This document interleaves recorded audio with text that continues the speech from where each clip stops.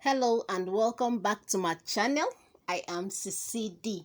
In this video, I'll be talking about Kunle movie titled Anikulapo, which is now on Netflix. But before I go on, please, if you are new to my channel or just cruising through, please do not forget to hit the subscribe button. Thank you. The title of the movie I'll be talking about today is Anikulapo, and if you're a Yoruba person, you know it means somebody who has death in their pockets. So you can actually translate this as somebody who can control death. So let me just dive into this movie. This movie tells the story of a young handsome man. His name is I forgot him.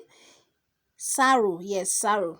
And then Saru left his own hometown to in search of greener pasture in Oyo. There he meets a wealthy lady who accommodated him, and she gave him a job. She actually asked him to work for her and then save money to open his own shop, to do what he likes to do, which is to make the Yoruba traditional attire. The movie introduces the global audience into Yoruba culture, their folklore, and a bit of history. And Kunleafolayan is able to take these elements rather, together to tell a story of greed and betrayal. Saro, who is in Oyo looking for greener pasture, falls in love with the king's youngest wife, Queen Arolake. The king found out about his affair with his youngest wife, and then he asked that he should be beaten to death. It is at this point that Kunle Afolayan introduces the mythical bird. Now, this bird can give, according to myth, that this bird can give or take life depending on whether the person needs a second chance in life, and it magically wakes him up. But in the process of trying to, kill him back, I think Arolake came out and threw something at it. Then it dropped the power it actually uses to wake somebody up, and Arolake picks it up. Now let me now talk about what I think is the pros and then cons of this movie.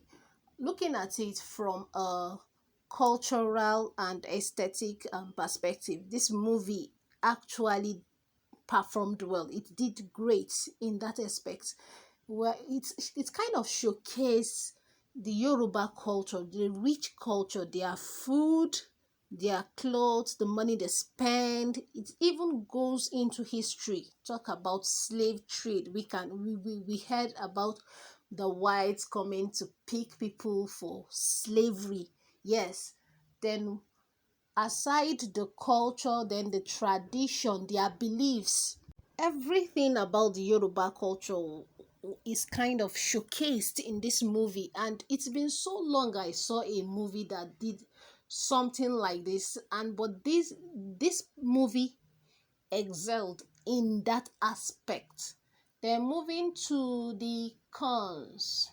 First, I'm going to start with the scene where when Arolakwe and Saru had sex. Why showcase nudity? It kind of take out of the movie.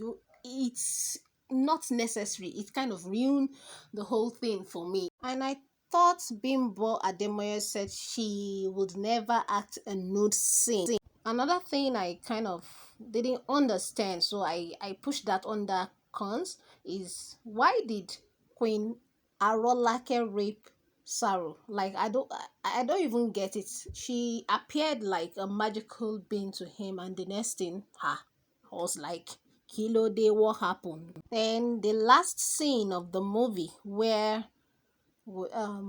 Saru, we see his dead body, but then he opens his eyes again, and I just cannot reconcile it. Is it that he lives on, or what happened, or is there going to be a part two to this movie?